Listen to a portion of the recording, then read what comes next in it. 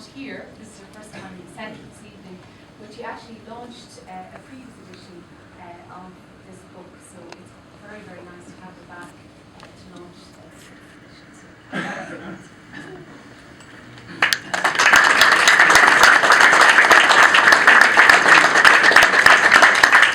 Thank you very much, Fadula, Minister, Joe Costello, Colin Regan, and friends. It's very good to be here this evening for the launch of the 6th edition of 8020, a development in an unequal world. I do remember the launch of an earlier edition. It was in Ida House, but I can't remember what year it was, and more importantly, Mark and Colin. But we did launch together. I remember it very well, and I'm therefore not only very pleased to assist in the launch of this 6th edition, and very much agree with the emphasis that Minister Joe Costello, as a former teacher, placed on this being a teaching resource, and that education on development is so important. I fully agree with that. I was also very pleased to see that our current Uachtaráin na hÉireann, Michael D. Higgins, has written a very interesting foreword. He's taken the Ubuntu concept in African countries and linked it with our concept of mehel. And I think that really is a link between Irish people and people from developing countries. It's a link of empathy. And empathy is not a soft concept. It's actually a very important concept. Because if you have empathy, you relate to, you listen. And very often, for me, the essence of the Irish empathy has actually been humour. When I've been in various hotspots around the world, when I was High Commissioner, but since then too, in the back of nowhere, where conflict was taking place, or just absolute poverty and not being interesting to anyone, and I hear laughter, I can almost swear it'll be an Irish accent that has made the joke. And it's an Irish nun, an Irish priest, an Irish development worker. In the back end of the Democratic Republic of Congo, or East Timor, Vanilla, that's where we were together at a certain stage, or wherever. And it is a very important way of relating to very difficult situations. No matter how bad it is, we somehow can find a little bit of humour, maybe very black humour at times, but a little bit of humour to share. But more importantly, it's very respectful. It's very respectful to be able to share humour with people. It means that you are on their side, that you understand where they're coming from, which is important. So I was particularly pleased, Colin, to see the number of cartoons, and some of them being flashed up on the screen, I see, that are included, as before, in 8020, development in an unequal world. I'm married, of course, to a retired political cartoonist. I made him retired, but that was part of the bargain, that he would become an historian of political caricature. But cartoons can sometimes pinpoint what are the issues, what are the justice issues, what are the fairness issues in an unequal world. So this is a book and accompanying DVD, which will be, as the Minister said, an invaluable tool for students, teachers, and everyone interested in development issues. And the series has proved its value over the 28 years. And the interactive nature of the text is attractive. Issues are introduced, questions are posed in the text, topics for further reading and discussion are identified.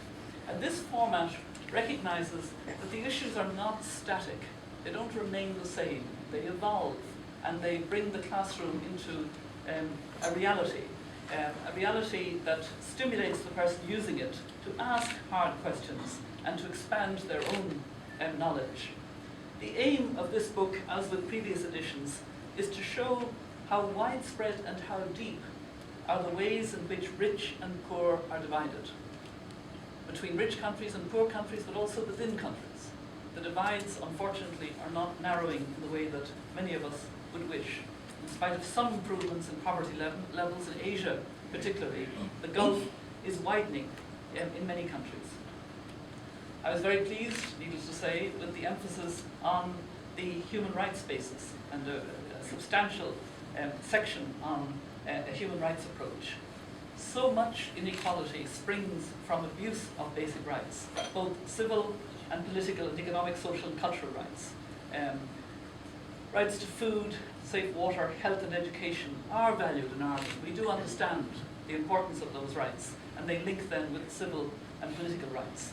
And I'm pleased to see the clear and easy to understand explanation of the complex human rights system that I had the honour to give leadership in for a number of years.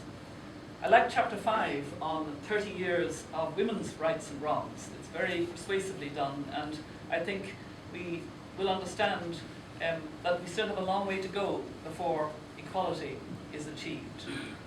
Climate change is covered starting at page 58. It's got all of 4 pages. 4 pages. And the issues are actually quite clearly set out. And it's made clear that business as usual is not acceptable anymore, that huge problems are looming. But I don't think it comes as far as I would wish. We need, and I'm preaching now, the passion of my colleagues and myself in the Mayor Robinson Foundation Climate Justice. We do need to understand that there is a huge justice dimension as well as the unequal dimension, which is well brought out. The justice dimension being that climate impacts at the moment fall most heavily on the poorest countries and poorest people in poor countries and small islands who have not contributed at all to the problem of greenhouse gas emissions. The poorest 50 countries in the world are responsible for less than 1% of greenhouse gas emissions. The whole of Africa is responsible, as I understand it, for less than 4% of greenhouse gas emissions. And yet, those of us, and I think many in this room, who know the situation in African countries, know, as my friend Constance O'Kellet from northern Uganda, and Kevin Kelly welcomed me a number of times to Uganda and was very supportive. Constance O'Kellet describes growing up in a village in northern Uganda, where when she was growing up, they weren't rich, they didn't have any extra money, but they had food, and there was a school for the children, because the farmers knew when to sow and when to harvest, and they had enough food. And for about 10 years now, things have changed in that part of northern Uganda, and they've changed in a whole range of countries in sub-Saharan Africa. Now, what they face is long periods of drought, and then flash flooding that has destroyed the school, and then another period of drought, and then rains that again come so swiftly that they're not useful. You can't use them for sowing.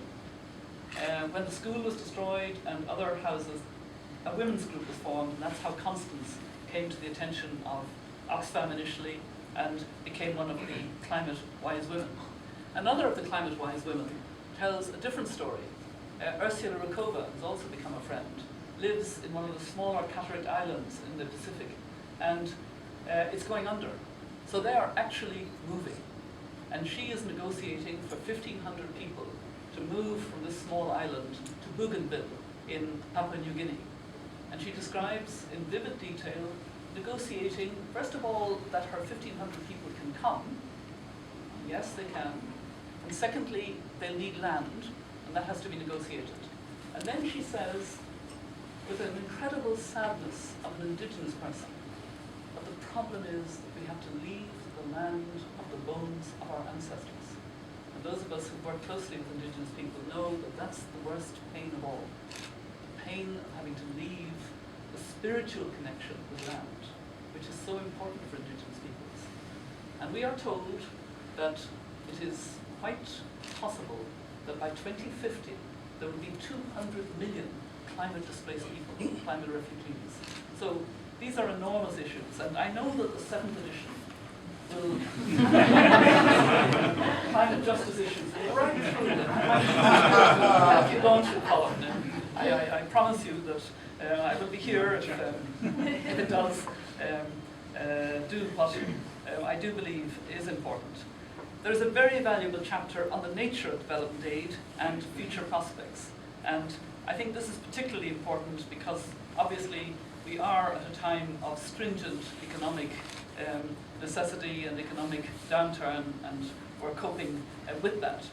I think we're all proud, I certainly am, of Ireland's record on ODA. And even in these difficult times, I think we must continue to play our part, and I know Minister Joe Costello is in the forefront of that responsibility. But I think it is very important. It's very important not just for our values, but for longer term understanding of our connections with people in developing countries. I want to end by referring to the principles of climate justice that we live by in our foundation. Not all of the principles, but one that we identified as being incredibly important because it's so relevant and germane to all of the editions, including the 6th edition of 80/20. It's all about the importance of education about development, but not just the importance, the transformative power of education.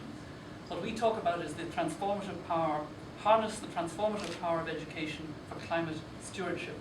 The transformative power of education underpins other principles, making their successful adoption more likely and inculcating into cultures a deeper awareness of human rights and climate justice than is presently to be found.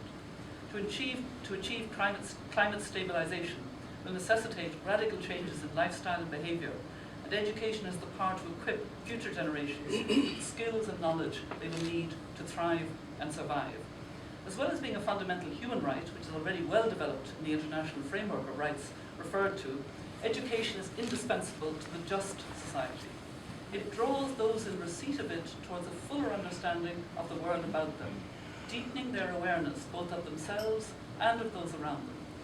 Done well, it invites reflection on ethics and justice that makes the well-educated also good citizens, both of their home state and, in these global times, of the world as well. Delivered in an effective multidisciplinary school, college or university environmental education can increase consciousness of climate change, producing new insights not only at the scientific but also at the sociological and political level. Education is also achievable outside the formal system through public and increasingly virtual, i.e. web-based activity. The learning required to see climate change in justice terms cannot be done at the schools and university level alone. It is a lifelong responsibility and therefore a commitment. Now that's focusing on the transformative impact of education in climate stewardship, but it's equally apt and appropriate in the wider development context of looking at an unequal 80/20 world. So once again, I warmly congratulate Colin Regan himself and all of you in the room who have contributed to the essays and the stimulating thoughts that are contained in this. Gulnairi liv Galer, agus Kagodagus liv, Garmin Monga.